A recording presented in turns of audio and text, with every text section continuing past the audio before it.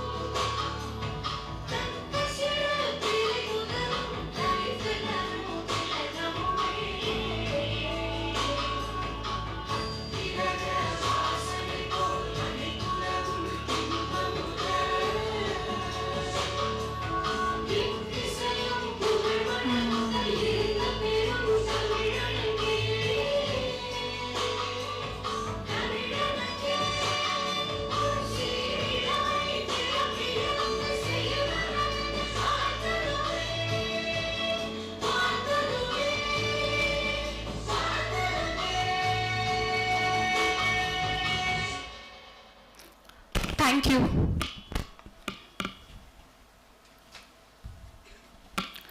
Now, I would like to invite the dignitaries to come forward and inaugurate the event by lighting the lamp.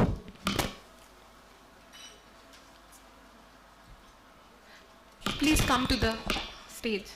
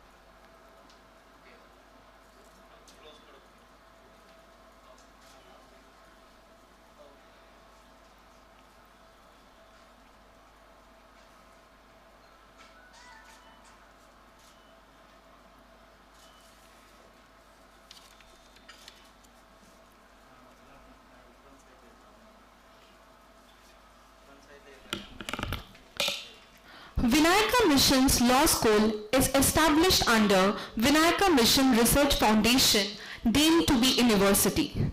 Vinayaka Mission Law School is under a mentorship agreement mentored by O.P. Gentle Global University, an institution of eminence. With a commitment to innovation in social justice, Vinayaka Mission Law School has established Center for Justice Through Technology as an incubator of ideas aligned with the broader vision of the Vinayaka Mission Research Foundation. CJT is dedicated to exploring the dynamic intersection of law and technology. Within this broader area of intersection of law and technology, digitalization of judicial system holds paramount importance.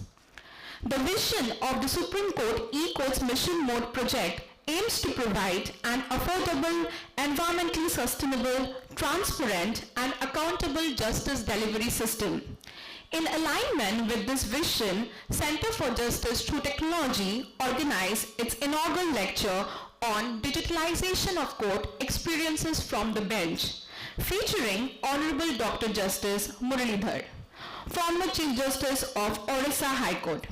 His insight into the successful digitalization of the court system in Orissa were invaluable, showcasing initiatives such as e-libraries, e-Seva Kendra, video conferencing, PIL portals, and a Center for Judicial Archives and Record Room Digitalization.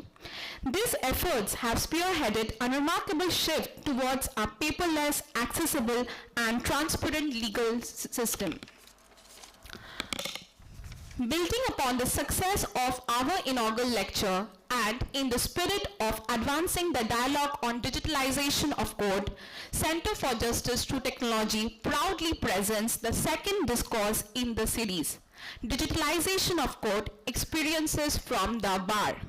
We are honored to have with us a distinguished panel of speakers, beginning with Mrs. Chitra Sampath, a senior advocate at the Madras High Court. Mrs. Chitra Sampath, after obtaining a BSc Honours in Chemistry and a law degree from Dr. Ambedkar Law University, enrolled as an advocate in Tamil Nadu in 1983. Beginning her legal career in Kudalur and later moved to Chennai, eventually establishing her own practice. Mrs. Chitra Sampath was designated as a senior advocate in the year 2012 in recognition of her expertise and contribution to the legal field. Over the years, she has cemented herself as a distinguished legal professional with appearances in a wide range of matters through academic contribution. May I now request our Dean, Dr. Ananth Padmanabhan, to welcome ma'am with a sapling.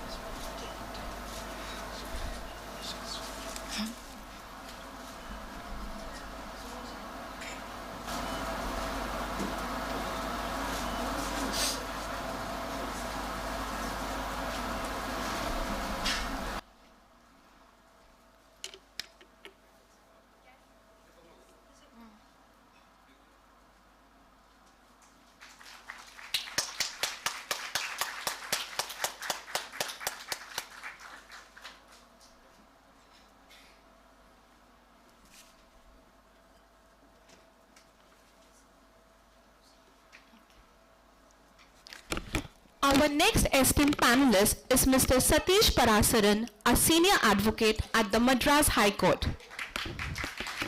Mr. Satish Parasaran, after graduating from Campus Law Center, Delhi University, was admitted to the Tamil Nadu Bar Association in the year 1992.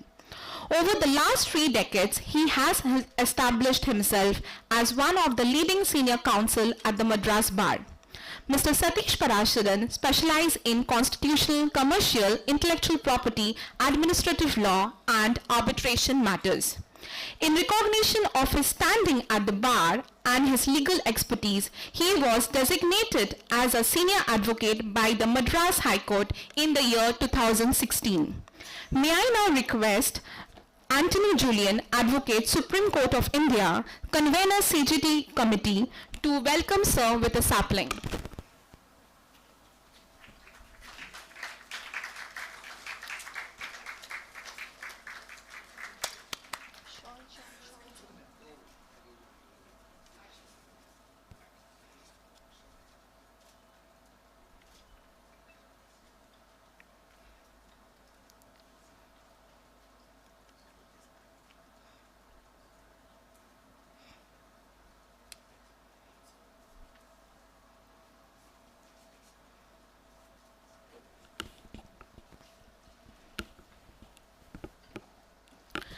Continuing our panel, we have Mr. John Sathyan, a senior advocate at the Madras High Court.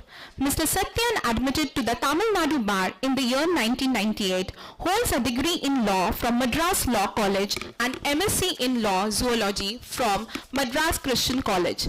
Mr. Sathyan primarily practices in criminal law on the trial and appellate side.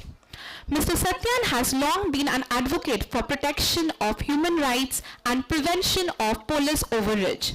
Mr. Sathyan was designated as a senior advocate by the Madras High Court in the year 2023.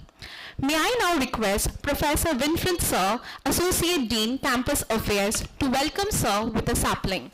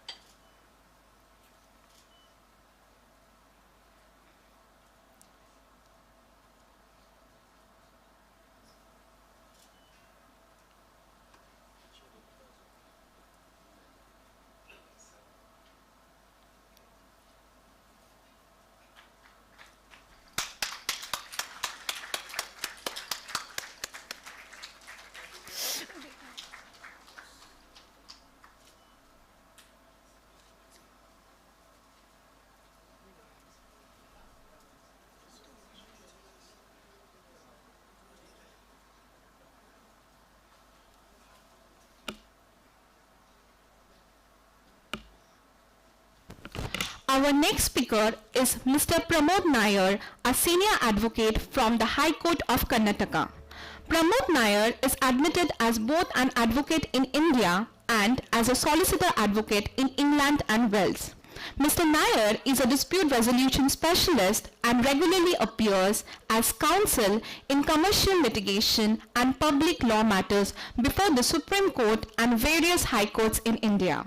Mr. Nair was designated as a senior advocate by the High Court of Karnataka. Mr.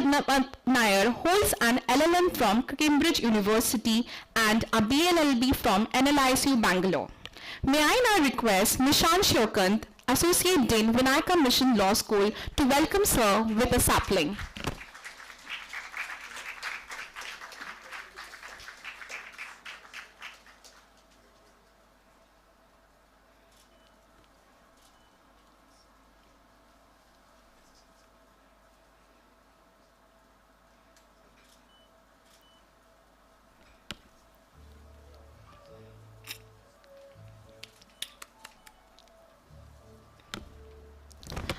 Without further ado, I would like to invite our convener steering committee Center for Justice to Technology, Antony Julian, to deliver the keynote address on the theme of our panel discussion and to commence the discussion. The panel discussion will be moderated by Dr. Ananth Padmanabhan and Antony Julian. Please keep your pen and paper ready for the Q&A session which will follow the panel discussion. Thank you.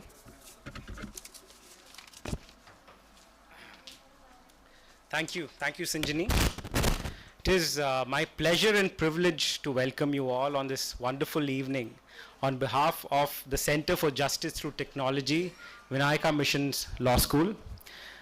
The law and specifically the legal profession has always been very slow to adopt and adapt to emerging technologies. And as our judicial system is well into phase 3 of the e-courts initiative, there are a number of opportunities and challenges and threats as well, perceived and real threats, that lie along the path ahead. The technology that is available now is way ahead of what was thought possible in 2005 when the e-courts project was initiated. In the larger story of the e-courts project, we have amazing success stories, but we also have cases of failure of judicial machinery resulting in the failure of justice itself. And very often we will find that this is only due to minor infrastructural issues. In that context, today's panel discussion becomes extremely relevant. We have before us today a very diverse panel, each of whom comes with wide experience and expertise in their respective areas. I have had the privilege of watching all of them in court in action. They're all masters in courtroom advocacy and courtcraft, expertise that has been honed over long careers at the bar.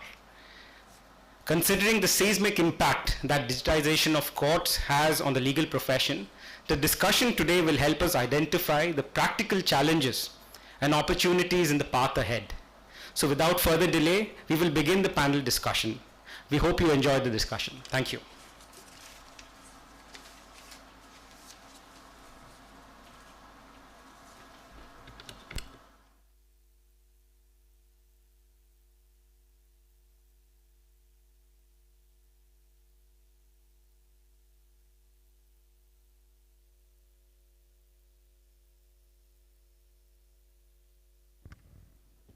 Thank you, Antony and Sinjini, for that good start. I'm looking forward to hear a plethora of views on the issue of digitization. Just a very quick context setting. As Sinjini mentioned, we had a session sometime in November with Justice Muralidhar presenting the whole effort and the work that had gone into digitization in the Odisha High Court, and it was truly stellar and remarkable. But then what we started wondering is how good is the adoption really, and what's really happening from the bar's perspective. This is all great, I mean, and transparency is very needed, but is transparency the only goal, or is it also the goal to drive a lot more efficiency, lot more inclusivity using technology? And if that's the case, is that really happening? So at the Center for Justice Through Technology, we've been grappling with some of these questions, and we thought there's no better way to do this than to ask the leaders of the bar. So in that spirit, ma'am, I'll begin with you. We would really like to get your initial set of insights on how you've seen adoption of technology from the bar, and particularly from a behavioral standpoint. Maybe you could begin with your opening remarks on that, ma'am, and then we can go around with more questions.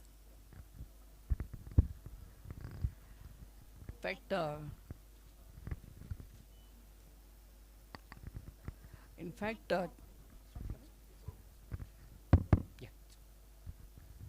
fact, change is always permanent, and we have to adapt to the changes. But I'll just show you something really happening today. They said you have to know what is digitization in courts. So I worked out on the net.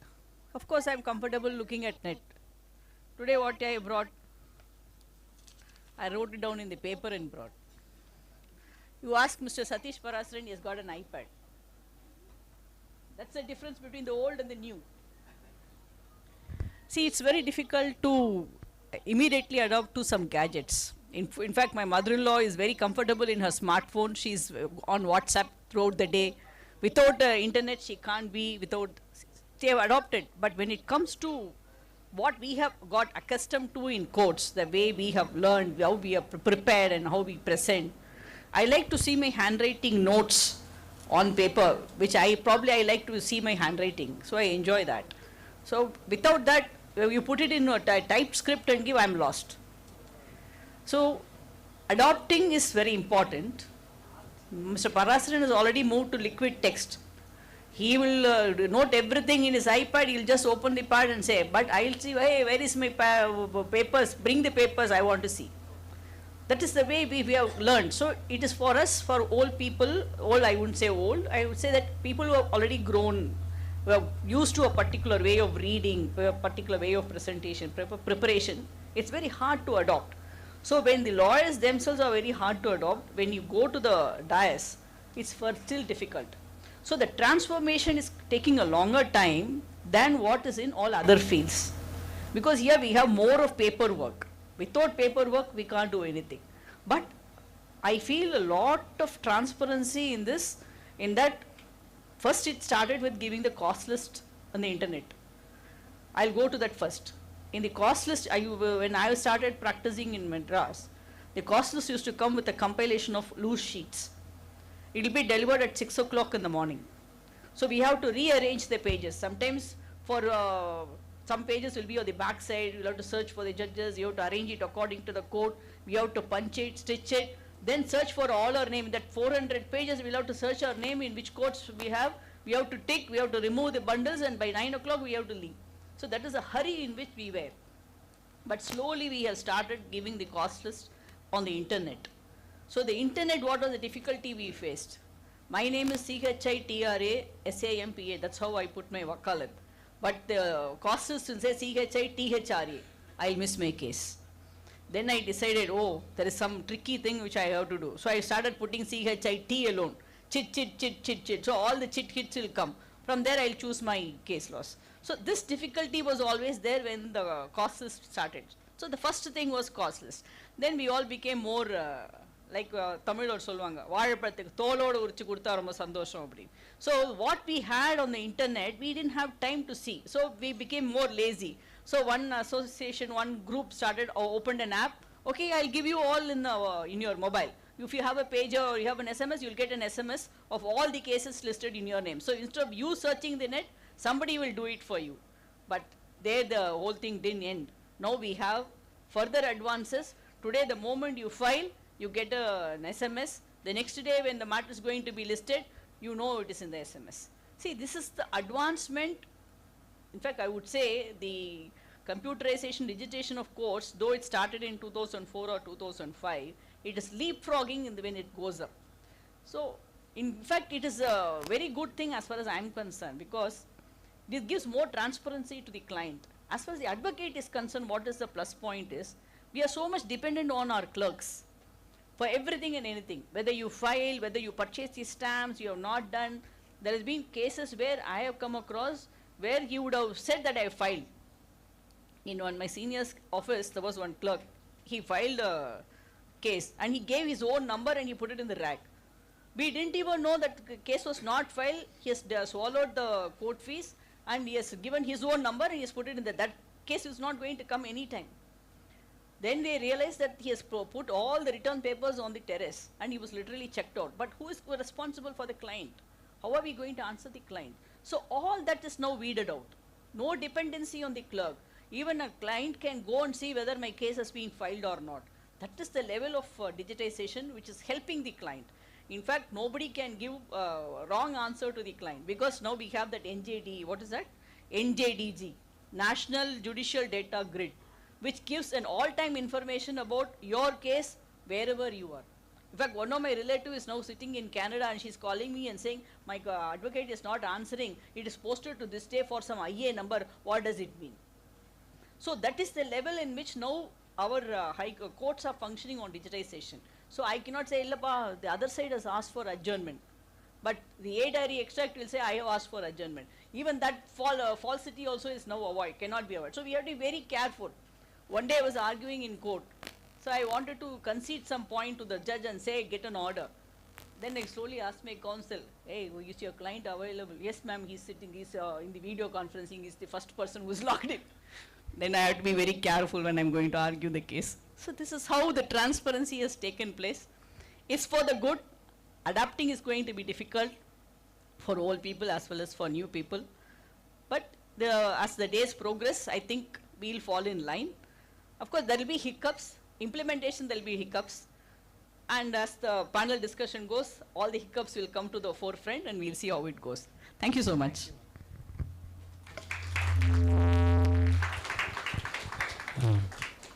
So next question to you, sir, Mr. Parasaran. So someone who has been a very early adopter of tech in your practice, I mean, I've seen you in court, one of the first lawyers to take an iPad, using liquid text. What pushed you to, adopt such technology in your practice, and would you say it has had what impact has it had on your legal practice as well? I can only think of that old filmy song, I don't know, how important iPad is, but I can't live without it. So it is indispensable, and it is not a great achievement that some lawyer has started using. Forget Chitra Sampath for a moment. So thanks for the compliment that I'm young, because I have also practiced for 32 years. So I also had the same experience. The causelist used to come at 6 o'clock at her place, around the same time at my place. And it used to be horror in the sense for somebody who has just passed out. And the courts as well as my senior, they used to be unforgiving, because you can't afford to miss one matter, because we have to take care of the client's interest. You will get a big bunch of some 400 pages or around that. And you will have court hall number 16, pages 1 to 5, 6. 3, 4 would not be there. You have to search the entire bundle, then 3, 4 would be stuck along with court hall number 1. It will be some 8 and 9, 9, 10 and 1, 2, 3, 4. You have to tear it, arrange it, which will take 1.5 hours. From that point, and in courts, imagine this entire Madras High Court, from the new building to the old building, no display. You will have cases clashing. you will have to really catch your breath, run from one court to the other as if that's the last day in life. No mobiles. Pages came much later. So from that to this, it is not out of some great fancy that you adopt. This is a sense of with a sense of desperation that I took to technology. So I was I am in fact the unofficial ambassador of liquid text. So I have been, I don't know if actually I have to contact them and look for some sort of a remuneration or something, because I have converted so many of them to liquid text. I can assure you, if all youngsters who are going to join the profession, if you think you just study law, get into the profession, and you beat us with all these technology laws and other things, it's not going to be very easy. We'll beat you with our experience. The only way really you can get that advantage is by getting really into legal tech. Legal tech is the way forward, and as I'll tell you now, as he has said, see, I have tried to adopt. Now I can't do without, now I carry my entire practice in my iPad.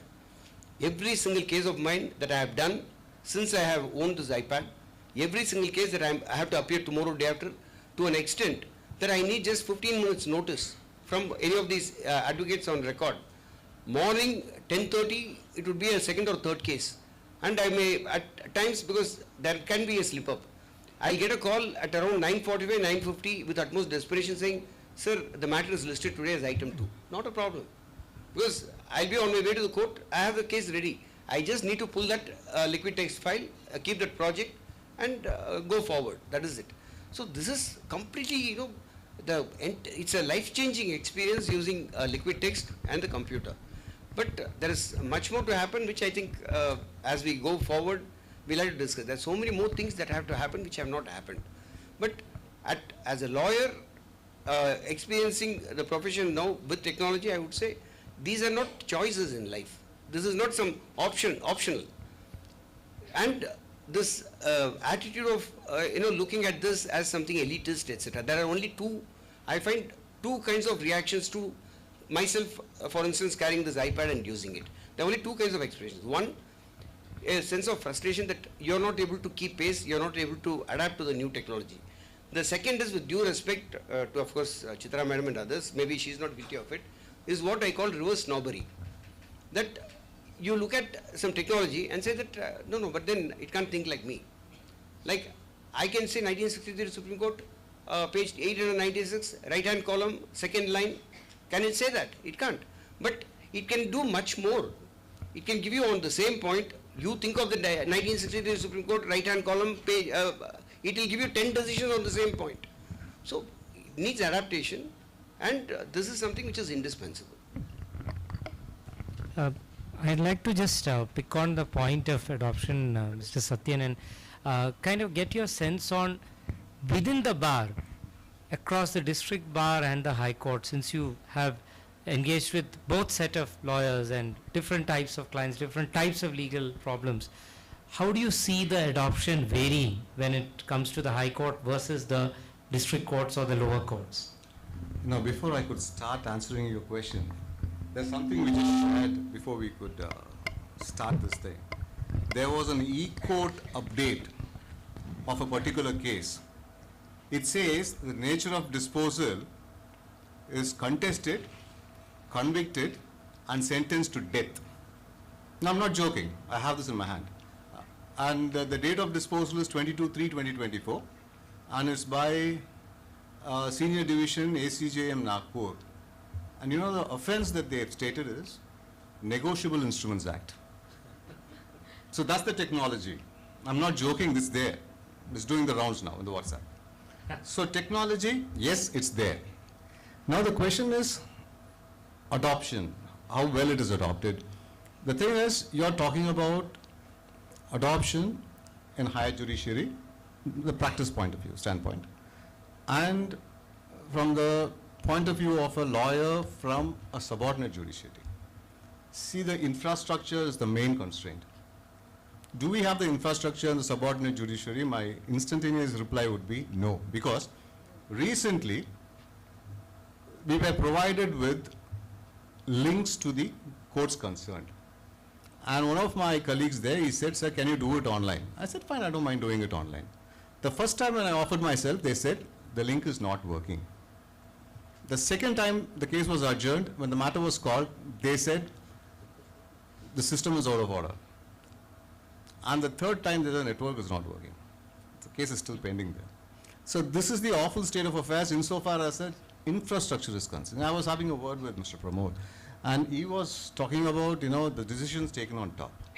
Whether it has reached the grassroots or the base reality, no, the answer would be a definite no. So even the question of adoption here, so my learned friend is a brand ambassador. He really spoke like a brand ambassador of Liquid Test, and he is one. And we used to always look up to him, so when the moment, I'm not talking about now, maybe some 5 years earlier, when he used to come to the court, he just opened the laptop, he'll start arguing. As he said, he'd be looked with awe, at times with some element of cynicism in it. So there are both ways of looking at things. Now you have to learn that you're running a race. It is a race that you're running. So when you run a race, you don't have to feel jealous about looking at people. You have to equip yourself with the knowledge. That desperacy must come from within.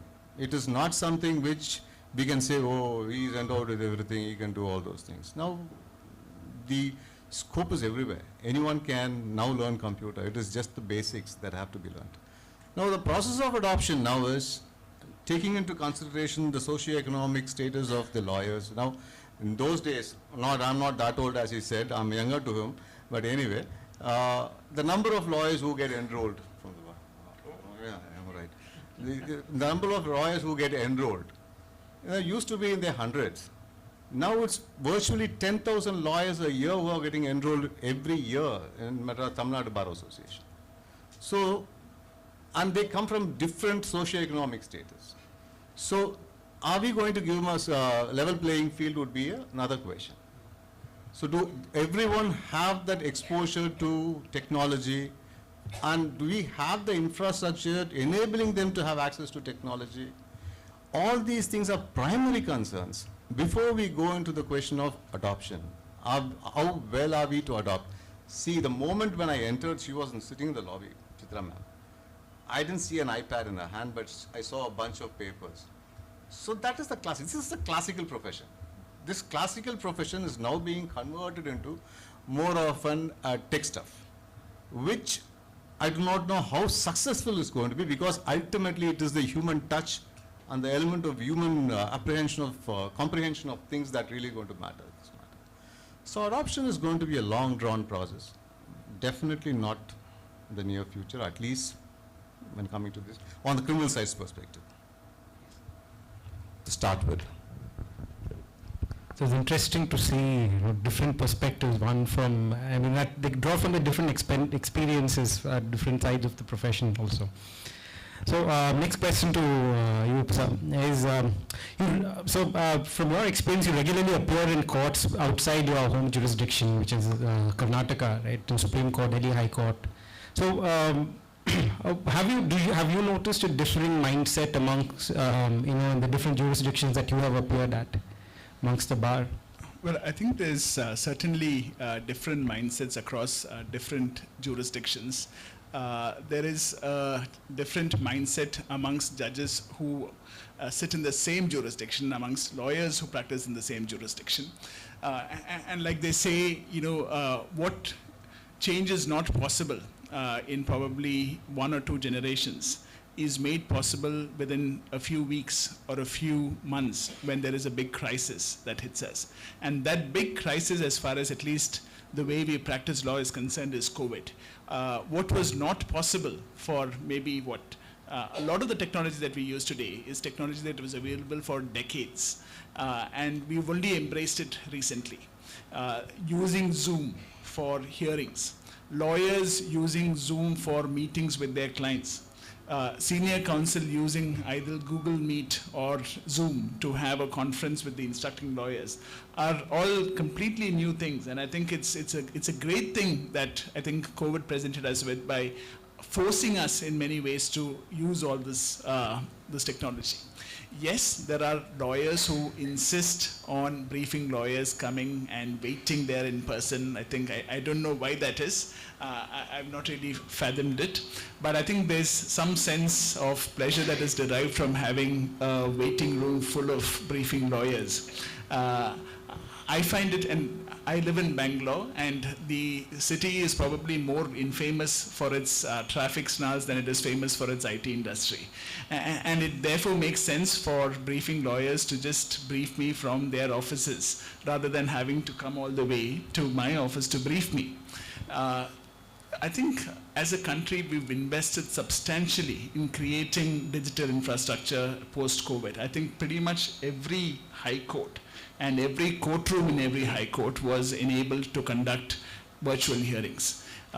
Pretty much every commercial court had the infrastructure, and pretty much every trial court, at least in the metro cities, had that infrastructure created for it so that work could go on during the crisis.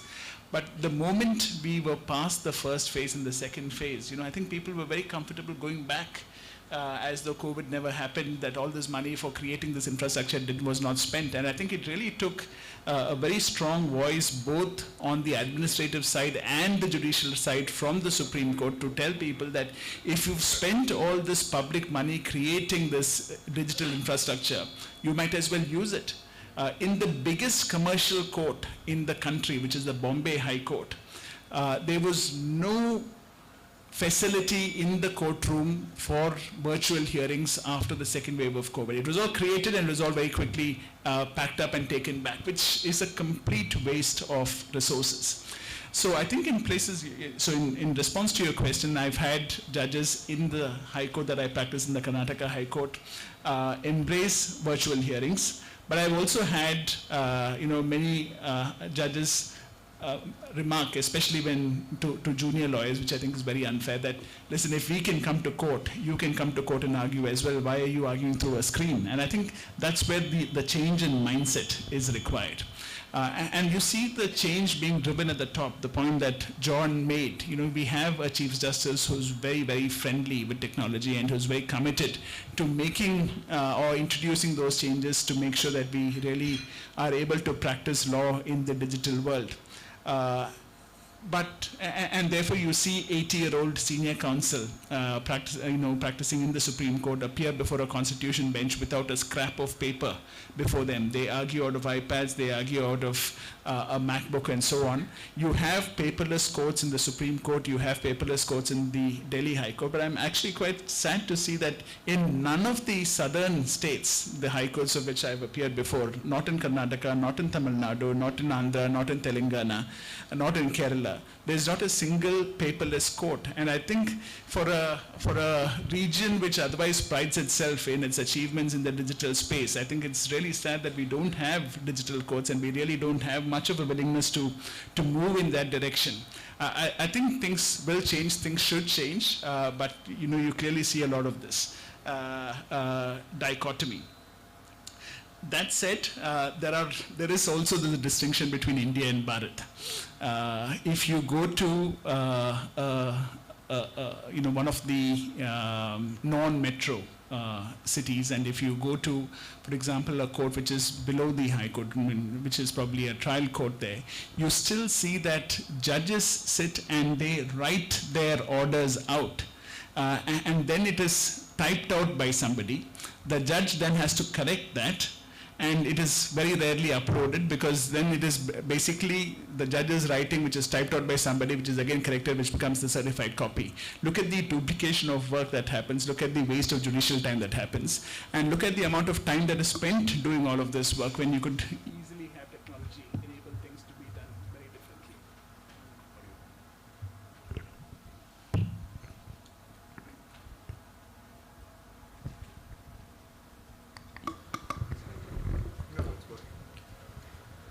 I'd like to actually double click on this point about COVID, because that's one of the strong reasons why we are having more such discussions, and I'd like to come back to you, Mr. Sathyan, because criminal law is an area where there was both a heavy dose of criticism on exclusion from the digital realm, and some bit of positivity as well because of the fact that you could still conduct work. I mean, during that phase and post-COVID, how the criminal bar has, sort of adapted to the technological push, as well as how effective the push has been towards helping solve various sets of problems faced by criminal practitioners. Now, insofar as criminal law practitioners are concerned, my initial point of view would be, no, it was too difficult for us to adopt during the COVID period, because one thing, it was only the high courts which were functioning at that point in time. So the trial courts were not functioning. So that is one thing. Even in the high courts, during that phase, there were a lot of concessions that were given during the process of filing and other things. So that made things a little easier, I would say that. See, the element of digitization during COVID and post-COVID to carry the same on are two different realms. Because during the COVID phase, there were a lot of relaxations. We didn't have the necessity of filing a physical ones. We did that, but primarily we do everything online. We just scan it and post it. Even used to take pictures and post it. So they didn't bother much about it. Post-COVID, what happened? The thing happened, there is a process of e-filing. We do make an e-filing, but the e-filing follows a physical filing. See, the question of a paperless system doesn't come into play at all. So you upload the petitions, and for them to ratify your application and then call for a physical copy of it, first, it doesn't make sense. This process takes 3 days. And after that, we give the papers, and it takes another 3 days for them to number it. So put together roughly 5 to 6 days for them to number a petition, which is either a bail or an anticipatory bail, where the person is inside the prison, the other person is in the apprehension of arrest. So 5 days is too long a period. If it is going to be an anticipatory bail petition, you are at the mercy of the police. So police can come and arrest you anytime. If you are inside the prison, then you know the travails, person is languishing in the prison. So either way is not helpful to the litigant, one. Two, the earlier days, where it was a physical filing, we used to file the petition in the morning at 10 o'clock, 10:30. The moment the registry opens, we put the paper in. We process it and get it numbered by 11 o'clock. By 1:30, it will be in the board. It will be in the list, additional list. So things were easier from a criminal practitioner's point of view. It is not that easy, at least now, because maybe this is a teething trouble. We are still in the nascency. It has to evolve. We do not know when it's going to. But during COVID, it was okay, because it was giving us the bread. So the technology was giving us the bread, obviously.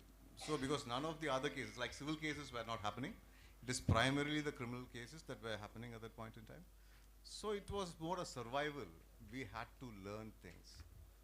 So that's how it is. Now I would say definitely it needs far more catching up, and it's not up to the expectations. It doesn't really give you the pace at which it is expected to give us the pace. It is literally not a transition per se. It is not a digitization per se. We are still in the transition stage, which is not surprising. I'll come back to you, sir, on understanding more from your perspective what can be done. I'm not trying to be negative on it. Yeah, I get that. This is a reality, ground reality. Yeah. What would be an ideal world for you is something we are curious to know.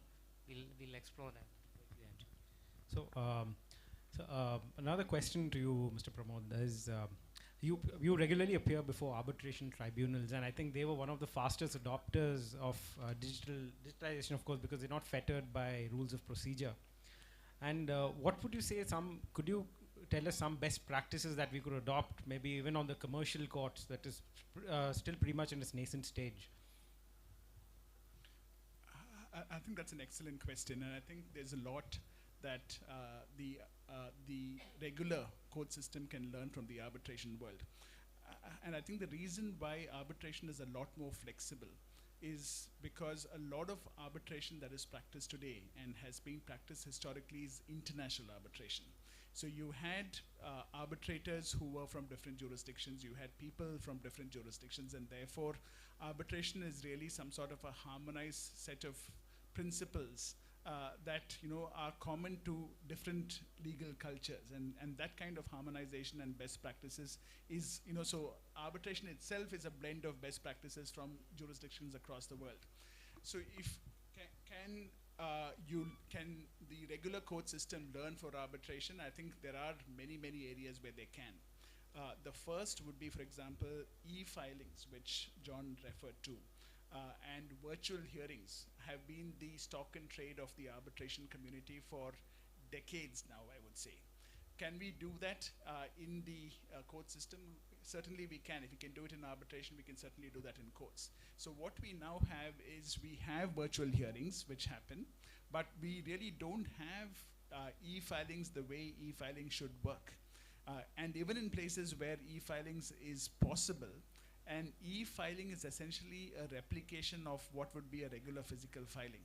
In the Delhi High Court, where you have e-filing, you pretty much scan the paper copies of everything that is filed, and then you send that as an electronic file to the court. But that's really mirroring what happens in the physical world. What would be much simpler is if you have a form which can be filled up, and then you upload the relevant pieces of documents, evidence, etc. And that is genuine e-filing, and that can certainly happen quite easily. And I think in many ways we seem to think and operate on the basis that law and the legal system exist for judges and lawyers.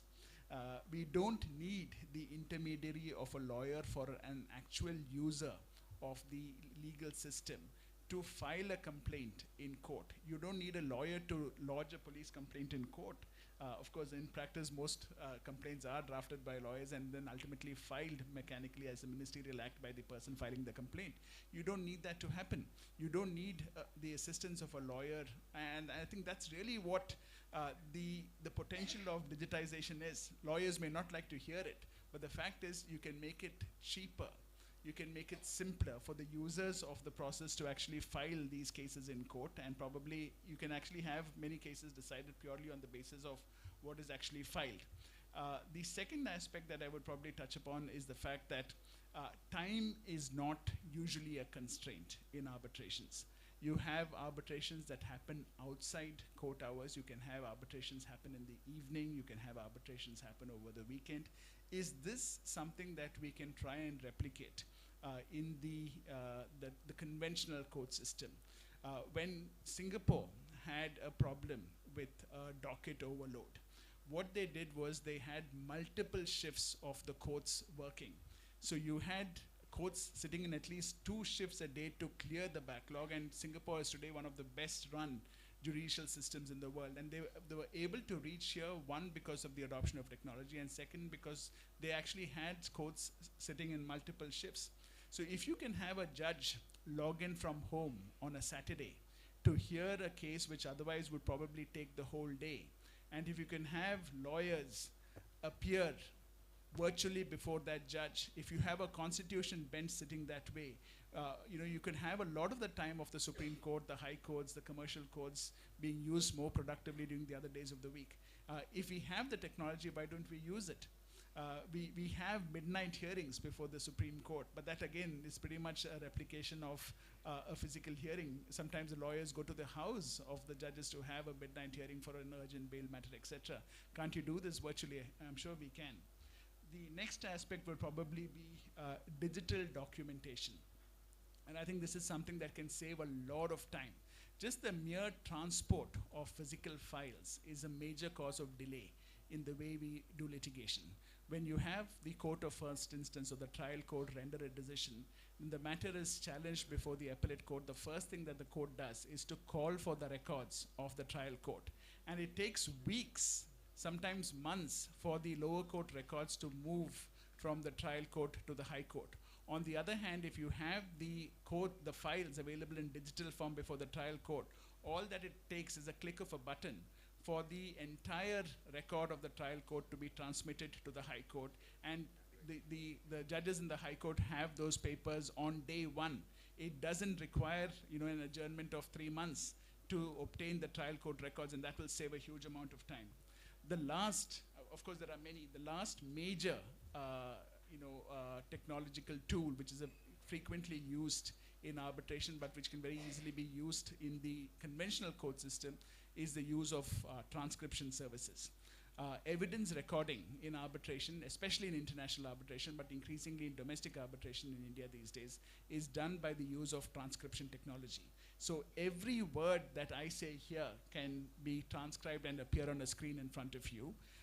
And that will save a lot of time. Why would it save a lot of time? Because otherwise what would happen, especially in an arbitration where you don't have transcription services, is the witness is asked a question. The witness may not understand it. The lawyer repeats it once or twice. The judges then paraphrase the question. Then the witness answers something. There is a question again from the lawyer. The judges intervene again. And the judges then modify the witness's answer, which is then ultimately dictated and typed out by a stenographer. One single question and answer in this process will take around 15 to 20 minutes. And therefore, I think as arbitration lawyers using transcribed technology, we would feel very happy if we score a century a day. I'm sure Satish will agree with me that if you do, let's say, more than 100 questions to a witness, you think that it's been a very productive exercise. On the other hand, if you use transcription, and transcription is used in international arbitration very frequently, you can do easily 600 to 700 questions per day to a witness of fact or to an expert witness.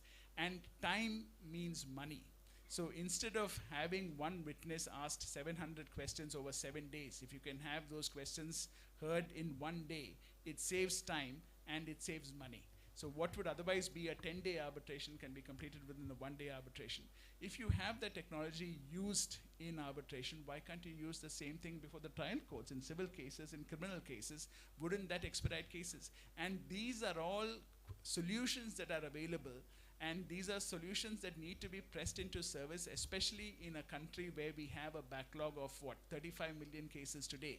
So if you have technology at our disposal, what we really need is the will to use that technology, make these changes in terms of probably the courts sitting for multiple shifts, important cases, time-consuming cases, which of course need to be heard probably out of turn, but it doesn't really need to affect the normal docket of the courts. It can be heard over evenings, it can be heard over weekends, etc. And therefore, that will really help to accelerate or expedite dispute resolution in the conventional court system. That sounds like an exciting blueprint for some of us at CJT who keep talking about the lack of capacity in the judiciary. But I could see Mr. Sathyan vigorously shaking his head on a bunch of things. So I think, I won't interpret the gesture yet. But before that, ma'am, I'd like to come to you because I think you began by saying that there are a lot of advantages from a litigant standpoint. I mean, they are able to now track a lot of things better.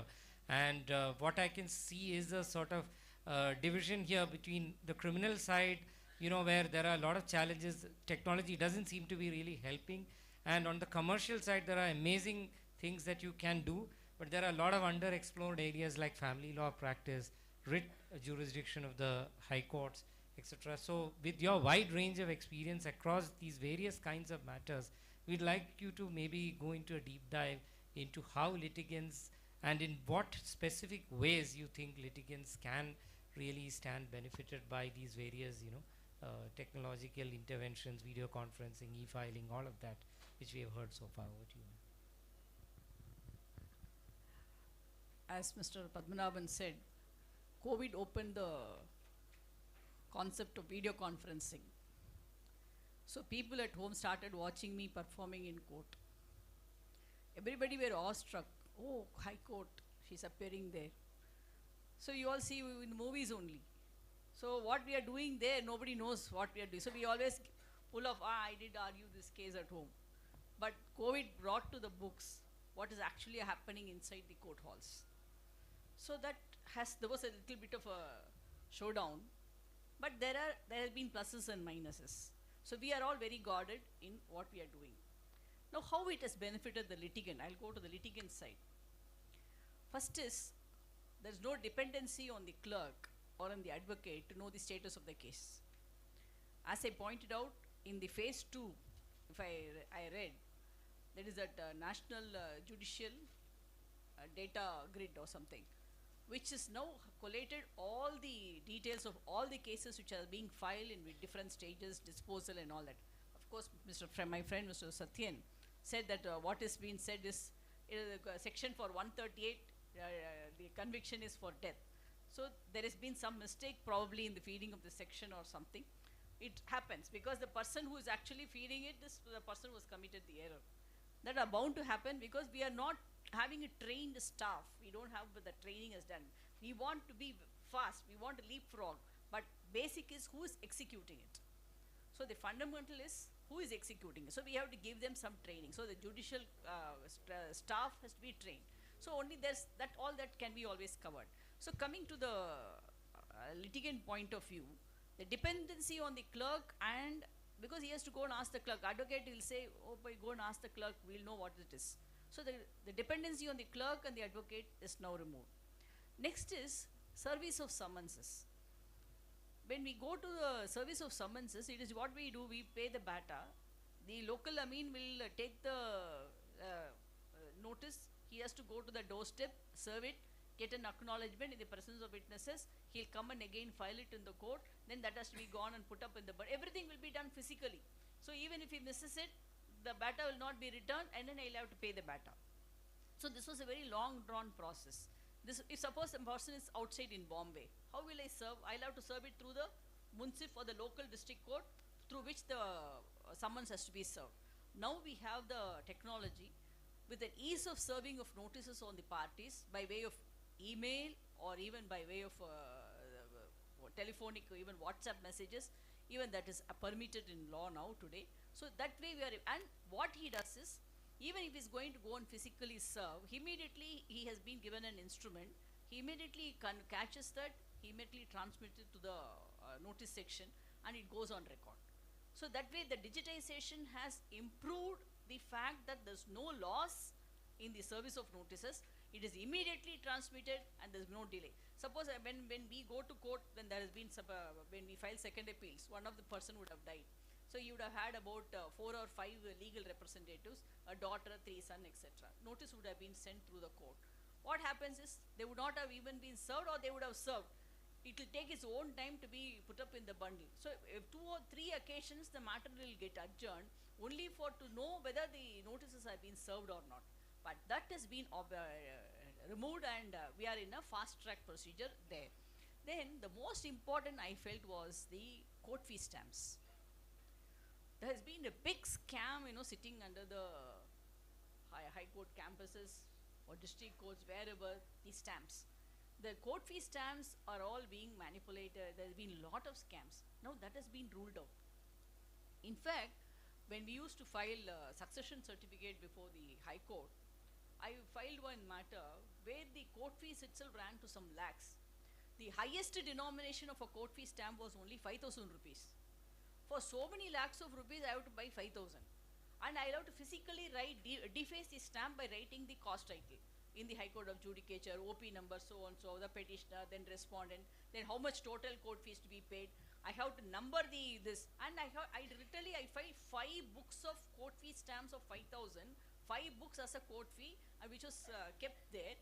And after the order was passed, the High Court gave it back to me. So I said, oh, you go and put it in your attic, it's not of no use. So what is the fun?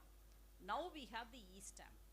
Now I have no difficulty at all. Suppose I pay 1 lakh to my clerk, ask him to go and get the stamp.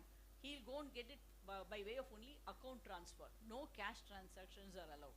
That is a great boon. I can ask the client to go and pay the amount for court fees. I need not handle the cash.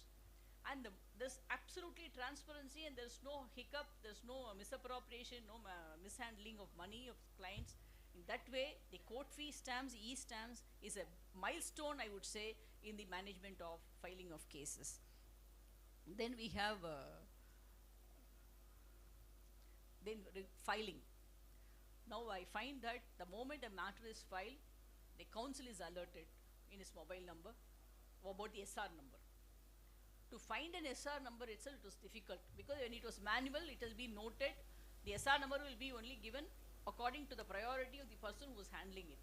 So we'll never get the SR number. Today I have an alert immediately, so I will know whether my clerk has filed it or not. So it is also, I can also send it to my client. So if he has any matter in the lower court, he can immediately show the alert and say, I already filed, the matter is pending in the high court, please kindly put it on another day. So this is the swift system which helps us to weed out all the,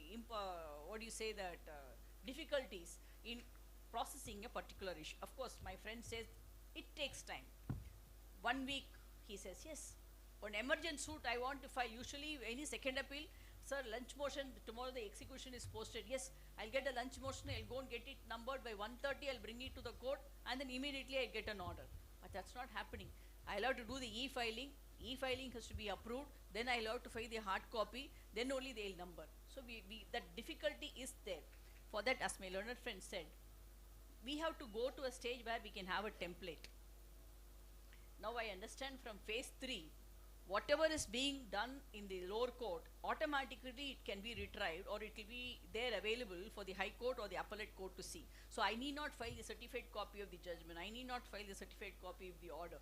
Everything will be immediately there available in this. What I have to do is just against which order I can file, then there will be one paragraph on what grounds I want to challenge, then the conclusion. If that is done, everything will be nomenclature. Now they are going to phase 3, they are saying that they are going to have a uniform type of numbering of cases.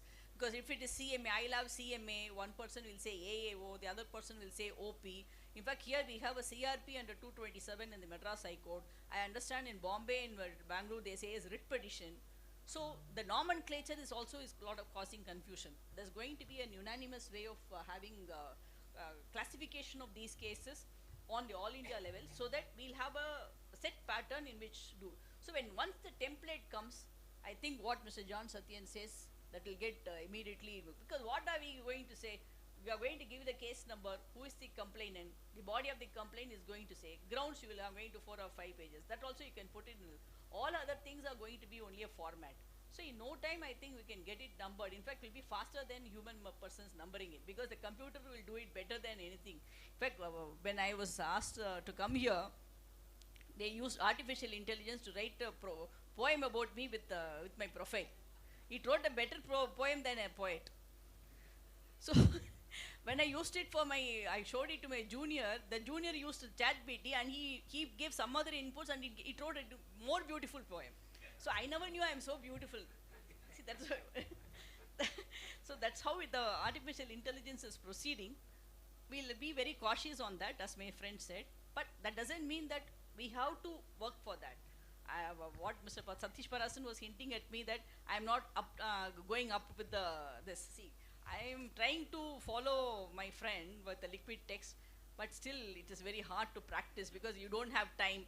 I have only 24 hours. I take different roles. Therefore, getting practice. Satish, soon I'll come and join your bandwagon. So, then the transparency in, once the applications are filed, then we have the number alert now. So I need not go and search what is my case number. And it also gives the date of hearing also. So that way it is very good. Next is, the plus point is transparency in court hearing. We are able to have a watch. And we are able to come appear and see through the video conferencing. I think now some judges are not allowing everybody to come in, only that item alone, those persons alone are admitted in some of the virtual hearings.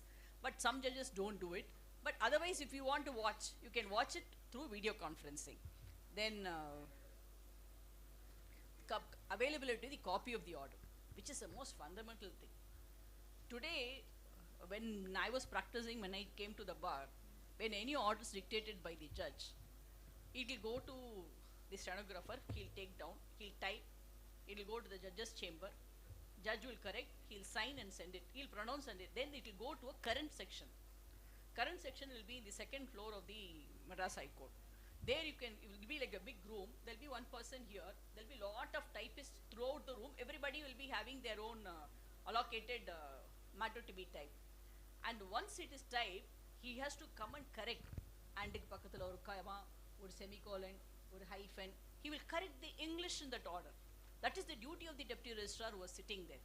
Once he does that and it is approved, only then the matter will be typed and the final will come to the copying dispatch section, where we have to go and collect it. So there will be a date of copy application, then it will be returned. Such an arduous procedure. But today, no. the order falls from the horse's mouth, we have now up in the air. Nobody corrects it. Don't worry about the English or any mistake. We have to sail with that, because if you want a copy of the order, you have to forgive the judge for all his English mistakes. That's what happened. Now we have the web. Now we are not able to use the web copy of the order. In fact, in family courts, I think the moment the order of divorce is given, they are given a copy of the order in hand. If I stand corrected, they can't use that order for filing an appeal. Why? You are giving a copy through the client who is there appearing. It's an official copy, it is handed over. No, they don't give it. You have to apply and then get. So there the difficulty was. Now, this High Court in the latest phase, I understand, they are giving a number. Whenever you download any order from the High Court website, it is giving a number. Small matters, I feel there is an ease of filing of cases and ease of litigation for the litigant to approach the court without any difficulty. And the transparency has taken away the big burden on the shoulders of the advocate as well as the clerk in giving answers to the clients. We need not telephone him. He will telephone us, tell, sir, the matter is adjourned. You better appear next time. This is the status in which we are today. Thank you. Thank you, ma'am, for that very insightful and very detailed thought. So, sir, coming to you next, sir. So I wanted to ask you about a slightly more divisive topic, I'd say, on on live streaming of court procedure, on court proceedings. You know, now we have YouTube channels and Instagram reels on judges. You know, they take cutouts from what judges say. They add their, special effects.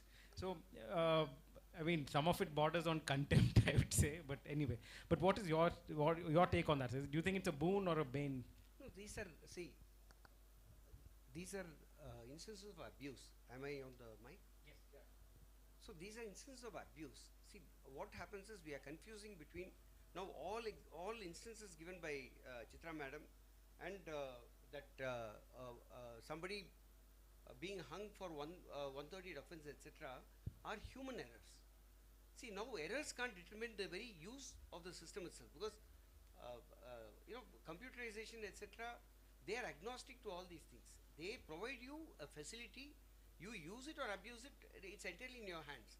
So we can't determine the fate. The distinction is the human's predetermination on the outcome of a result is up to smart contract.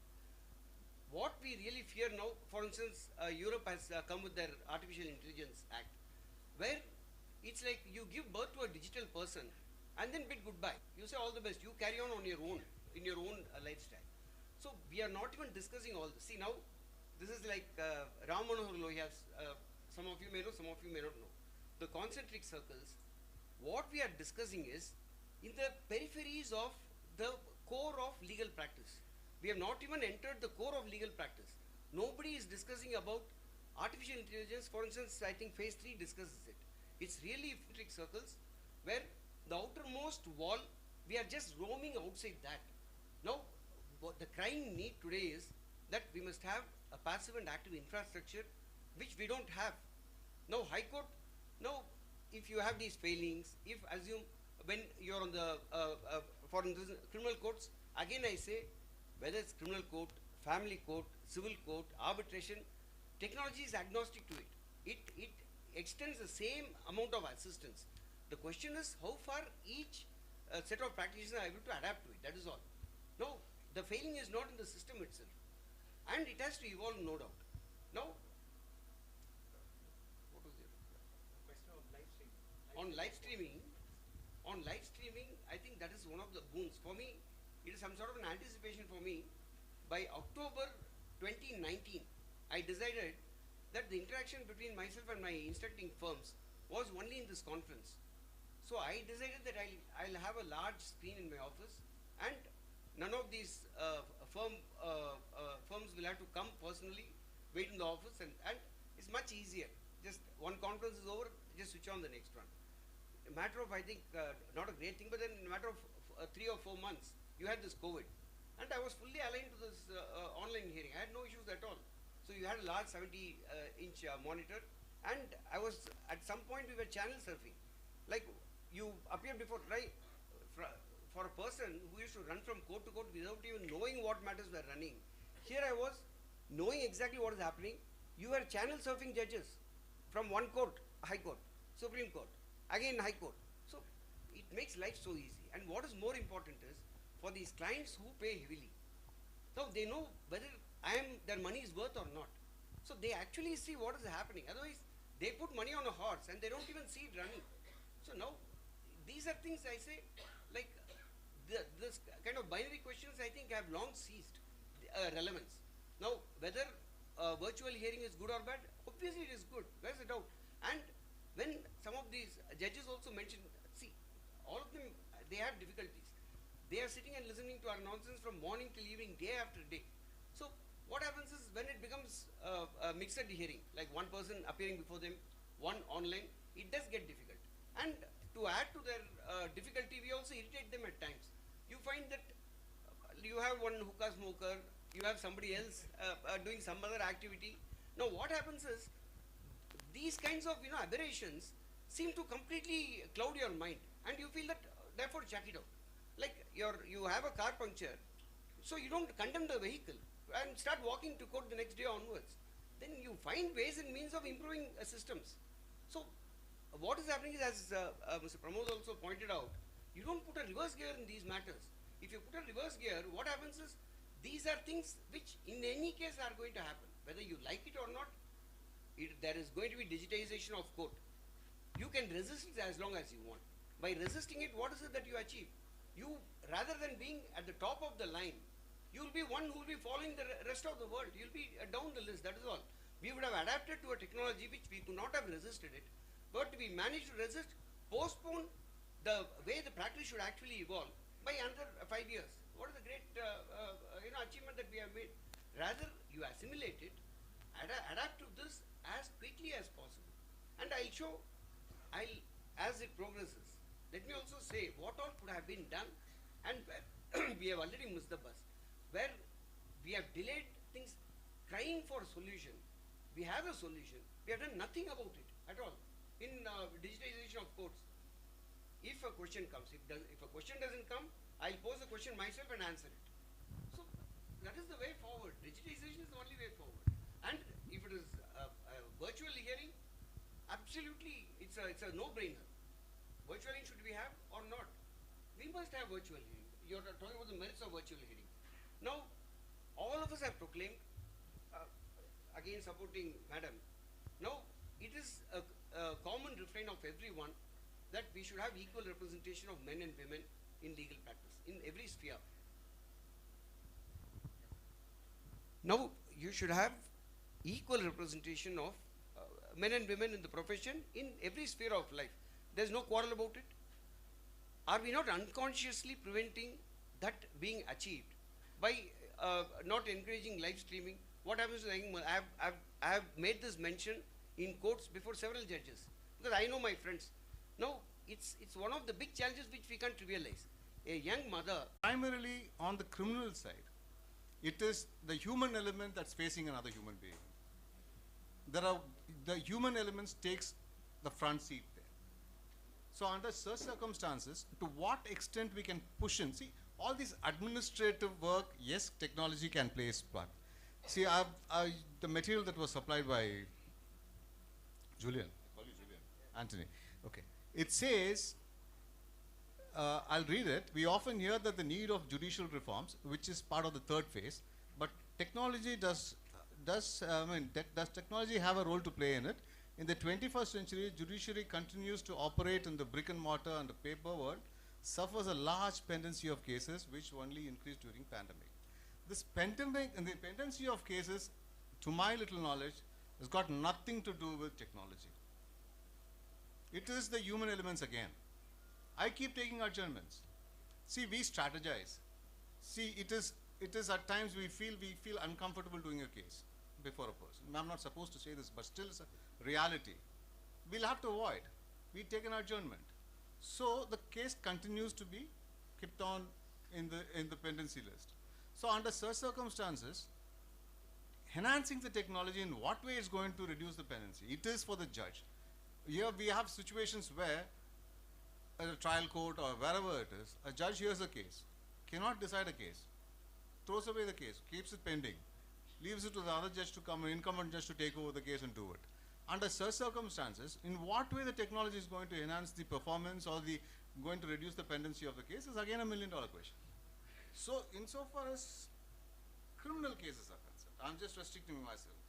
There's a limited scope. Okay, filing, all those things. In those days, when I started practice on the trial side, they used to physically type the evidence and thereafter let the witness read the evidence. If there is going to be corrections, they'll correct it, and thereafter a copy is given to us. Now it is typed. Sorry to say, there were instances where the typed material were tampered with because it is prone to tampering. There is no safeguard. There were instances. Generalizing it, there were 1 or 2 aberrations.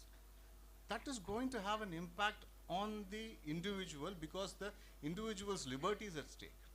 Under such circumstances, reverting back to the old days where it is a foolproof thing. If there's going to be a small correction in it, it's going to be apparent. We'll pick on it. If a line is typed, a one word that can make a much of a difference in the meaning of the entire sentence. If that one word is removed digitally, then it makes a different meaning altogether. So what are the safeguards that we have? What are the safeguards that are provided ex-specie? Nothing is there. We are still trying to evolve. Till such time, what could be the damage that is done? That could be done. That is the primordial question. Because in a civil case or an arbitration, everything is governed by document. There will at least you'll have some document or the other for you to lean over and try to correct what is now may look wrong. Reversible damage intervention that can take, but yes, of course, as he rightly said, you cannot avoid digitization. But to what extent the criminal practice can imbibe that core digitization is again as a question to be seen over a period of time, not at least for the next few decades. Thank you, sir. I think you brought in a very important nuance, which is that when the stakes go higher and higher, for granting bail. For MB Act offences on the road, you have an automatic, in fact, when judges will be sitting in a mobile court, nobody appears before him, because one of my junior was doing that. That's why I know about it. I will have no knowledge about that. So immediately the whatever fine or challan which is issued to you for not wearing your helmet or 100 rupees, 500, whatever it is. So there's no hearing at all. So the matter moves fast. Similarly, I think we will also move that way for 1/3. They have started with the airlines compensation, which is popularly cited as an example in all these smart contracts. That is evolving again. Smart contract, nothing but self-executing contracts. So in that, experimentally they started with the airlines. What happened is the claim is so small that it is not litigation worthy. So this, for instance, these kinds of cases, this challan and other things, challans perhaps very long time. on criminal side, yes, but the small value claims actually is not. Very tough job, especially cross-examination. I'm being basically a criminal lawyer. To do a cross-examination in virtual hearing is a bit difficult, because when you have the person in front of you, the way you question him and the way you get the answers is totally different. When the person is sitting in a comfort of a chair in an AC hall and is only facing a screen, that's totally different. You don't get the eye contact. When you have the eye contact with the witness, you'll be able to you will know whether he's trying to say something, he's trying to avoid something. That physical presence will make a lot of difference. Of course, in many cases, all time you will not require such type of cross-examination. But there are, as far as criminal cases are concerned, you must have the physical presence of the witness for an effective cross-examination. Especially in civil matters, there are cases where you plead fraud, you plead undue influence, where you plead coercion, then you plead there is an act of forgery. These are all instances where you require the witness in present, where you can do an effective cross-examination, which will not be possible in virtual this. In fact, in one of the arbitration matters, where during the COVID time, I had to do a cross-examination of witness. It related to a cyber fraud. What happened was they had made an allegation of cyber fraud that my client has forged that digital signature and all that. So when the arbitrator insisted that I should do the cross-examination, first put question was, where is she sitting? She was sitting in her home in Salem. Who is there inside the room? Her husband was inside the room. Is she sitting before a laptop? Yes. Who else is there in that room? Is there any other camera in the room? Nothing. What is a safeguard that she will not be tutored if there are any questions I put to her? I have no control over her. I must have control of my witness. Then only I will be an effective cross-examination. So I put down my foot and said, I will not do cross-examination. So the arbitrator had no other go. The lady came down to Chennai. We took an arbitration hall here, where we did the examination for 3 days. In fact, I was jocularly saying, on the end of the third day, on the end of the second day, the counsel for the witness was saying, sir, my madam is catching hold of my witness. She's holding her in her eyes. She's not allowing her to remove her eyes. See, that is the eye contact we require to get the answers from the witnesses. So he complained to the judge. So whenever I put a question, the arbitrator will say, Amma, you look at me. See, madam is asking you this question. What is your answer? So the effect was lost. And the height was the last day. I had only few more matter. I'll just finish it off in 10 minutes, my lord. Okay, one question. Then she just kept looking at me. She was not answering. The judge asked, why are you not answering? Why don't you answer? No, I'm just thinking why she's asking this question. Then I said, what is this? If she's going to be like this, madam, we have already done 2 days. Now you tell me whether it is yes or no or whatever you want to say. I said, I have not asked an objective question. You are giving her all 4 answers which she wants to opt. So this is what has happened. So what I'm saying is the effectiveness of cross-examination will be better if we do it physically in the presence of the witness, and you must also have the presence of your client behind you so that she will not tell lie. But VC is very good for all other aspects like cross-examination, as my learned friend was saying. Consultation with the client, you need not transfer. The advocates need not come to your doorstep and wait for hours. So you can have multiple consultations. You can do a Zoom meet, Google Meet. Even now today we have a WhatsApp video call, group video call. We can do wonders on that. So the digitization is really amazing and advocates are doing. Most importantly, person who cannot appear in the High Court is now appearing through the video conferencing from the District Court. A person who wants to appear in Supreme Court, he can appear from the Madras High Court, which we never have an opportunity earlier. That is now being a very good plus side, I am saying. I am not, as Satish Parasaran says, left behind. I am forging ahead. Thank you. Now, one thing just want to add. I really pity that witness.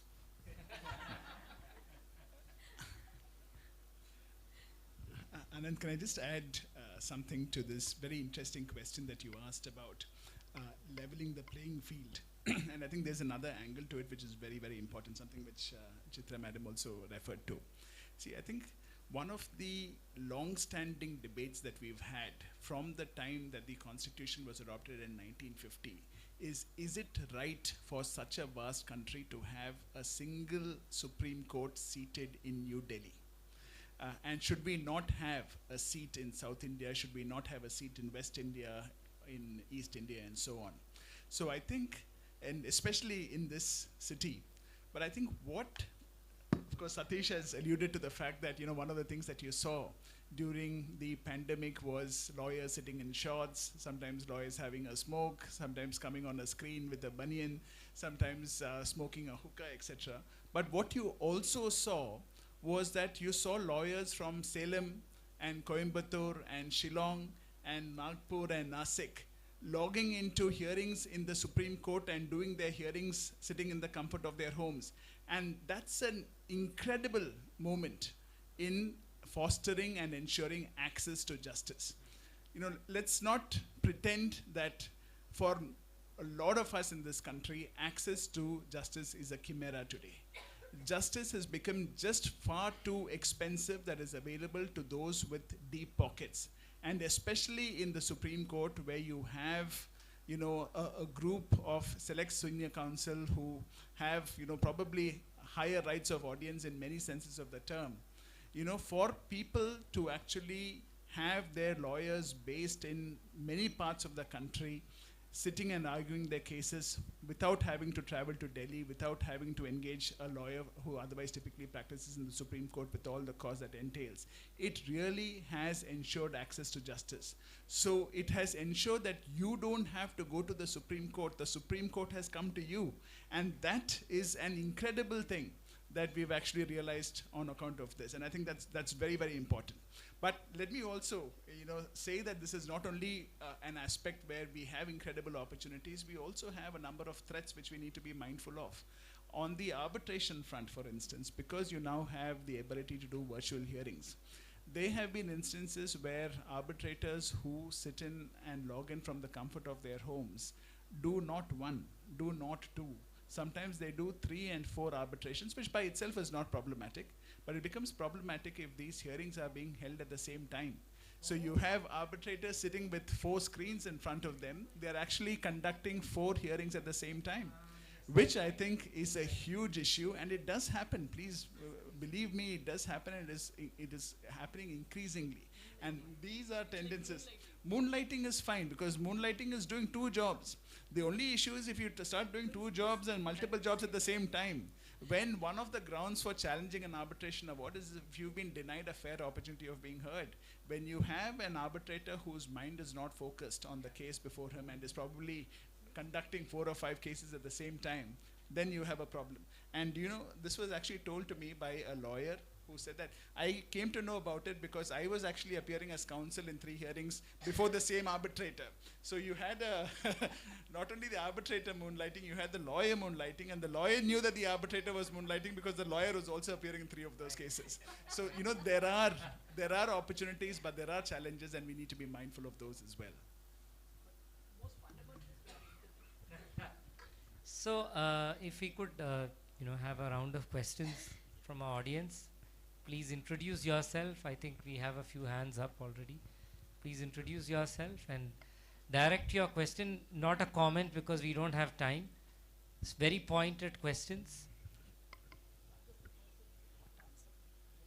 And yes, anybody in the panel specifically who you would like to address the question. My name is Sundara Pandi. So I have a question to Senior Counsel Satish Parasaran, sir. So my question is, how will digitalization impact access to justice for all stakeholders, including litigants, lawyers, and judges, and the last public? So how will this decision impact? It's a very broad question, I think. It's a broad question. So I'll give an answer. It may not be to your satisfaction. Okay. But access to justice, if you actually see, I think this is some sort of a blessing.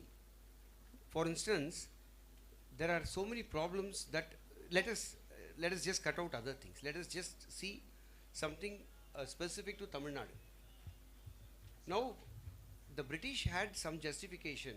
See, there has been a crying need of, there are so many problems crying for solution in our country, in Tamil Nadu especially. For instance, the language in which you address the court. ஏன் தமிழ் இருக்கக்கூடாது?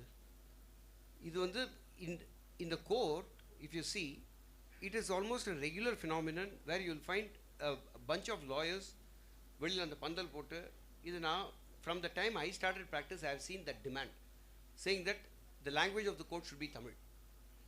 This problem arose because you can have as a policy inclusiveness. There can never be a policy of exclusion unless you are able to justify it by some weighty reason. Now the British had, obviously vernacular were not permitted because only one language could be accommodated in courts. Therefore for them obvious choice was English. இன்னைக்கு எனக்கு சுட்டு போட்டால் கூட எனக்கு இங்கிலீஷை தவிர argue பண்ண வராது கோர்ட்டில். But there are so many good lawyers, access to justice from the lawyer's perspective, what happens to all those persons who are very convincing, who are very good, very articulate in Tamil? What happens to their practice in the High Court? Can't they practice? See, digital solution is, we have so many problems. Now, Tamil should be a medium of address in the court. It is a problem crying for a solution. But what is really heart-wrenching is, in the recent times with the technology, there is something which is crying louder than the problem, namely the solution. Solution is crying and saying, please pay attention. Now, today, the access to justice, if you use technology, I'm saying you can come and argue in any language. You can, if Chennai, you have, it's multilingual, multicultural. So you have Telugu speakers, you have Tamil speakers, persons who can manage in English like myself, etc. Now, the justification that you had to exclude other languages is gone. only because of technology. So I'm saying it should have happened any time. No, that is, you don't need any human intervention. That is, according to me, in my vision, the entire arrangement should change. The courts first changes the brick and mortar change. We have to bring, like, the first we need the infrastructural change. Namely, we need Wi-Fi connection in the courts. Two, we need the arrangement to change. We must have headphones if required. நீங்க தமிழ்ல பேசலாம். Yes, sir. நான் இங்கிலீஷ்ல answer பண்ணலாம். And judge, if he is uncomfortable with any one language, he can just wear a headphone. This is access to lawyers. And on access to lawyers, sir, I have already said, men and women, it will be a discrimination if you don't allow them the facility to address the court, even if they are disabled from coming to the court. Not only the women, disabled, for instance, lawyers, the ones who cannot age. If these challenges, how do you just ignore that large section of practitioners? All of them need access. They have a right of access as much as any of us. So Tamil Pesarana, he must have equal access. Where is that access? Technology can provide it, but are we even addressing that issue? That problem remains. The issue is not whether it's English or Tamil. If they say no English, I'm going to oppose it, because I can't argue. And if now sentence, if you want me to speak continuously in Tamil, not only English varama varadu. But what to do? That is, for bread and butter, I had to learn a language which I am much better adapted. Now, as my friend pointed out, Supreme Court, there has been a demand, it has been a very long felt demand that Supreme Court should be there. I'm saying that pales into insignificance once technology is there. Now hereafter nobody need fight for brick and mortar structure of a Supreme Court to be in Chennai. I don't want it, because all that I need is dial in, argue my case and get out. That is all.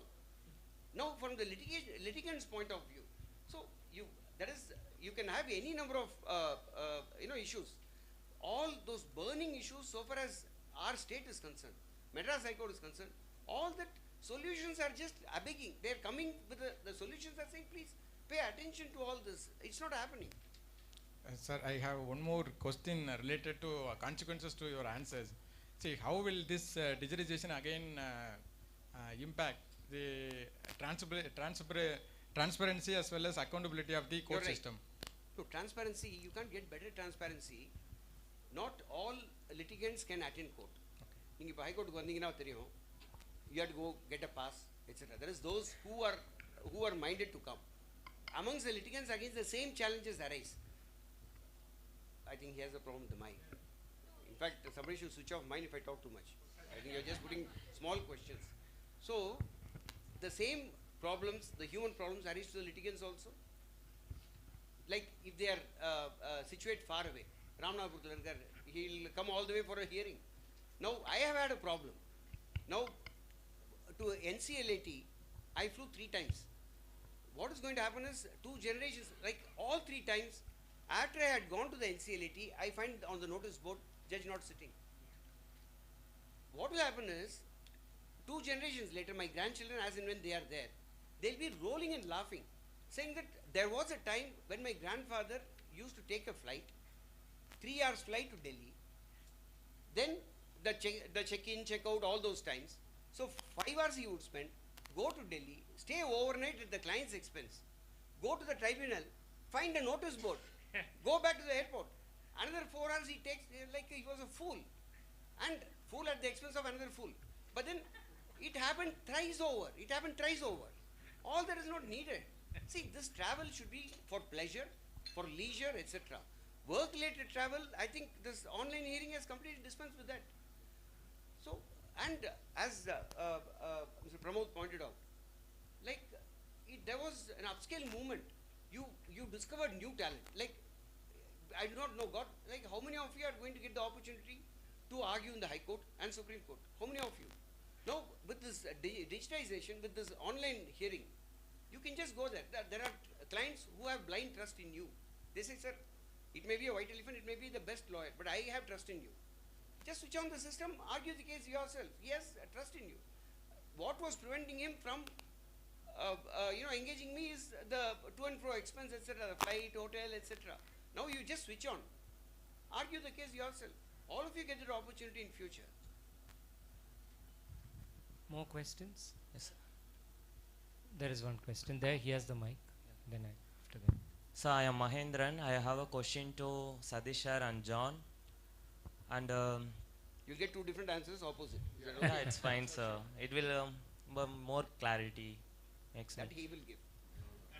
What are the measures are taken to address the potential for um, digital evidence through the from tampering or manipulation, and how it ensures the integrity of the evidence through presenting the evidence on digital format? Because ma'am already said the cross examination is very difficult through the virtual mode, because the burden of proof and arguments will ensure the justice, and it will help to get a favor of the counsel who are practicing. So how it will works in a courtroom? See, Integrity. I think these fears, for instance, I conducted an arbitration where the witness was in Russia who refused to come here because here he had threat. See, we have ways and means of tackling them. You don't let him alone. Like, how do exams happen? How did exams happen during COVID? They used to have another camera, focused on you, all those ways and means of preventing it. That, for instance, if it's a cross-examination, there'll be one of your junior counsel, obviously there'll be, that expense. One person sitting along with the witness wherever he is. And that is how it can happen. The other is, going forward, as I said, my friend has already said it will take a few decades. It's quite frightening. But what will take perhaps few decades because of our resistance? The initial reaction of lawyers, at least I have seen, to any such tectonic, change is resistance. We resist. So we'll successfully resist for a long time. But maybe after my lifetime, you'll find that artificial intelligence has already evolved, where if you are cross-examining, the camera and the artificial intelligence can even see your micro muscular movement on your face and can predict, and all these your demeanor will be recorded even with the artificial intelligence, saying during this question what was, like during our arguments it used to be recorded, saying that for Indians generally when we go abroad they find it quite different, our body language, etc. I have seen in the brackets being recorded saying Satish Parasaran nodded in disagreement, just as you did. You did. So, and it brings about discipline. In all these proceedings, like transcription, what I saw the benefit, I'll come to your cross-examination. The benefit is, tampering is one aspect of it. The tampering, as I said, all those are human weaknesses. We are not pointing out, now you have to show some deficit in the sense, this is something which is impossible of being dealt with digitally. Nothing of the sort. Any abuse that we can think of, you will find that it can be counterbalanced technologically. There's no problem at all. You have methods, means and methods of authenticating documents. Now, for instance, going forward, whatever can be decentralized, as we call the decentralized registers, blockchain, etc. If those come, there's no question of tampering at all. But absent that, there are ways and means of ensuring that whatever is recorded in the court, somebody has to get into that system, breach that system and tamper it. That is not going to be easy at all. We'll put firewalls. You will keep getting viruses. You will keep getting persons who breach into a system, etc. But this is a tussle which will always go on between good and evil. So for that, it doesn't matter whether it's human form or digital form. So these fears will remain, but we will find solutions to it. But for that reason, the only appeal is, don't forsake the digital, justice system itself. Future going forward is going to be digital justice, whether you like it or not. So in that, you have whatever concerns you express is a real danger. But for all that, we'll find solutions. There's no problem at all. Now, artificial intelligence, as I said, now you have Artificial Intelligence Act, where they've identified high risk, middle risk, and low risk. And they're providing ways and means where they feel there must be a human intervention. There has to be. So there will be a person who will be overseeing. If whether the storage is fine, whether the computer can be accessed by anybody else, whether the firewall is absolutely in place, etc., no problem at all. But you can't forsake the technological development. That is the retrograde thing to happen. Sir, but while we I are think presenting. One sec. We don't have too much time, so maybe we'll just let Mr. Sathyan respond, and then we'll take one more question. Yes, sir. Sorry. Sure. I'm a little pessimistic on that, because as the technology evolves, so does the human mind to tamper with the technology. If there are laws enacted, and there are going to be people who are going to break the law and also to misuse the law. See, for example, SCST Prevention of Atrocities Act is meant to protect the people who are downtrodden and come from a lower strata of the society, according to the act. But this act is misused most of the times. So, any benevolence that is extended, it is bound to get misused, one.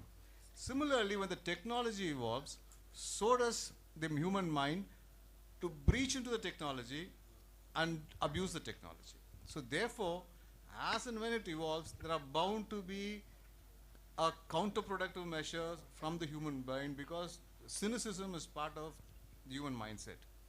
So therefore, if you want safeguards, it's going to take some time. So he's an optimist, I'm a pessimist, we sit next to each other. So therefore, that's how it is. Safeguards varum. Eppon solla mudiyadhu. Last question, I think, there, and then we can. Good evening, sir. I am Balaji from VMLS. I have a question to panel. Like now you all have been pushed to migrate or upgrade to the technology platform, and you have been stick to it, and you have been keeping on practice. What is your advice to us that a gateway to get practiced for us and to adapt with the technology, sir? Kamod, would you like to take Satish? I'll repeat your question as an answer. Adapt to the legal tech. No, I was asking to your advice that what we need to practice that is differently. If you remain technologically illiterate, you'll be nowhere. As I told you, the only way you can have an edge over me, as a challenge I'm telling you, if you come with the same preparation, taking your legal texts, pen and paper, write down, and you think you can beat me in the court, I'll beat you with experience. The only way you can gain an edge over me, that is, don't mistake it as an arrogance. I have put in 32 years, I can anticipate what kind of arguments you can make as a human. You come armed with technology. You come with your artificial intelligence research. You come with these, for instance, what research or whatever I carry in my head on law, it will take you a day max. All that I have learnt in 32 years, put a few questions to artificial intelligence. What have the judges said in Keshavananda Bharati? I have no advantage over you. So the only way you can gain that advantage is by adopting this legal tech. Without legal tech, I feel you will remain a junior forever to me. You cannot, if you want to march over me, unless you have the aid of legal tech, there's no way that you can beat me. I'll help you with that. What you have to do is you ask your college, Mr. Dean, who is sitting here, besides your legal subjects, let them also have a subject on computer education, which is necessary for you to understand how to operate this. So outside your curriculum, they can have a course which can be offered to all of you, so that you can update yourself and be friendly with your computer and laptop or iPad or iPad Pro or whatever it is. Yeah, that is there. I'm telling you, by the time you pass out, you should be absolutely familiar with liquid. That is, I have been telling all my juniors I have converted. The ones who came with Windows, etc. All, see, it's a small, I understand that it's an expense, and it might irritate some, saying that it's all easy for a lawyer who's prosperous to advise us something which is unaffordable. I'm saying take it as a lifetime investment. That is, an iPad and a liquid text is indispensable. You start using it. Sorry? It's on Windows device. No. Don't. So, I can only make a disclaimer. I don't get any commission from iPad or from liquid text. But then iPad, that responsiveness of the pen is something different. And once you have this, it throws open the window to the entire legal world. The amount of material, legal material you can download, and the manner in which you can connect all those, how you can prepare for a case. I carry nothing else. I do all kinds of cases. I carry nothing other than an iPad in my hand. I'm able to manage. Judges may not agree. I may be doing a sloppy job, but I get a lot of cases. And just ensure that you get legal tech. You must really get adept in technology, and an iPad and a liquid text, don't forget.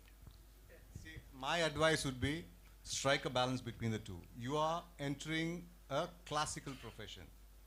So it is not tech oriented, it is a classical profession. So he is carrying an iPad and she is carrying a bunch of papers.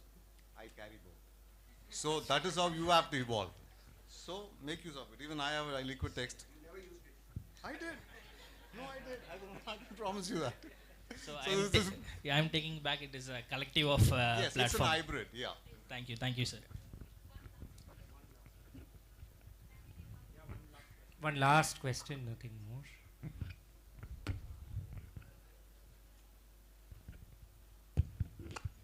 Good evening, sir.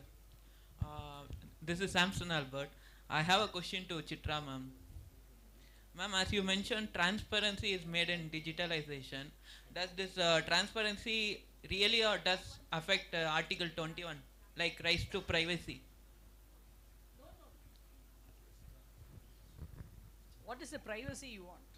Ma'am, like video conference or court See, proceedings is... court proceedings, suppose the client who is appearing in the court or whose case wants to be heard without a VC, it should not be aired. You can have an in-camera session. So it's not a problem. If the VC is intended, everybody can view. You can, if you want that particular case not to be video, it should not be aired. You can always restrict it. That button is always there. Judge, suppose you will be arguing in the case. The judge would have already muted you. ஐயா இந்த அம்மா சும்மா காத்தலையும் சார்ந்தவரைக்கும் வளரின்னு இருக்கோம் நம்ம அப்பா நீ mute பண்ணுப்பா நான் கேட்டுட்டு இருக்கேன் அப்படின்னு பண்ணலாம். That is all possible. And how we take adjournment is also the judges know. What is I'll put chat box my internet is not working, audio is not working, so I take an adjournment. All this is possible in video. I'll do this, I'll do that also. It is evlo plus irukko avlo minus irukku. All that we do. So don't worry.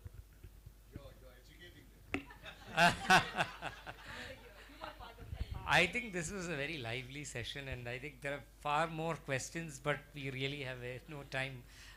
So let me just get to closing this session, because I know all of you are really looking forward to an evening with your families. Let me begin by saying that we couldn't, and I speak on behalf of everybody here, I think, in saying that we couldn't have asked for a more cerebral and at the same time very grounded discussion around digitization.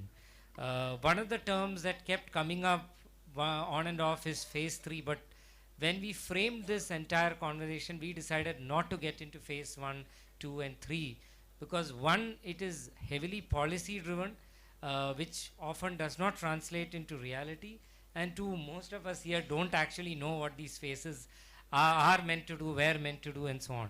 So instead we just thought, why not just hear as to where we really stand, what the positives are from practitioners who see this on a day in, day out basis, and where we could go from there. And policy in many ways, I personally feel in India should take from these insights rather than be top down. So this was really one of those very good sessions as far as I can say, and I think everybody here agrees, where the texture of these challenges, the nuance in implementing technology, all of that came out fairly clearly. Some themes particularly stand out.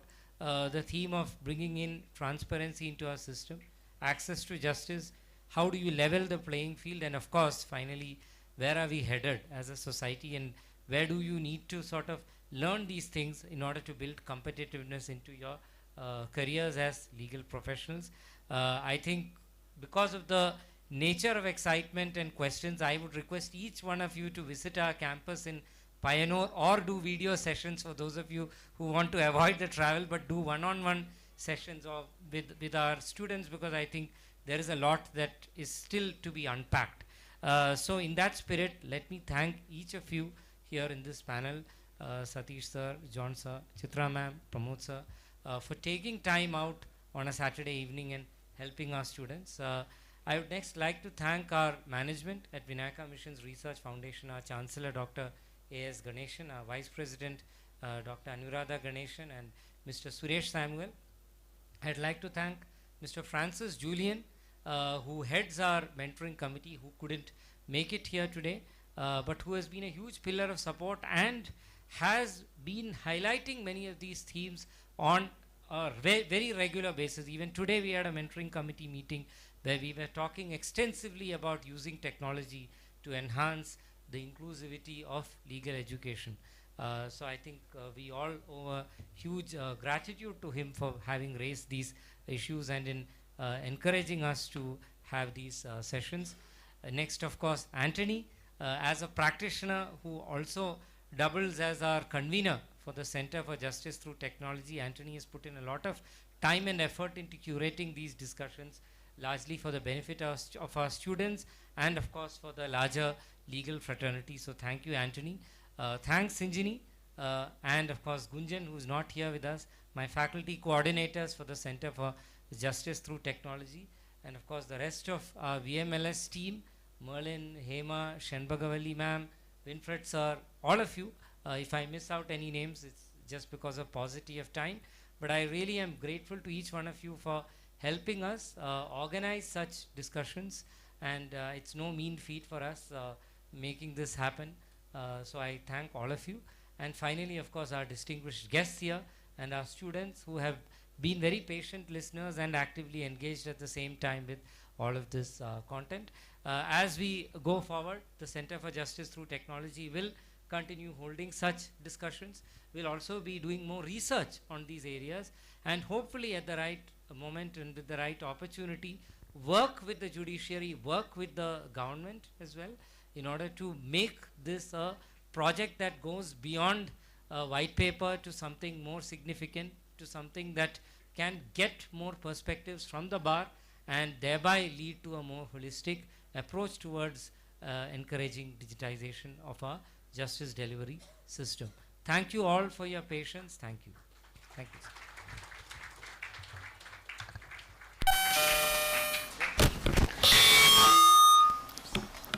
May I now request all of you to rise for national anthem.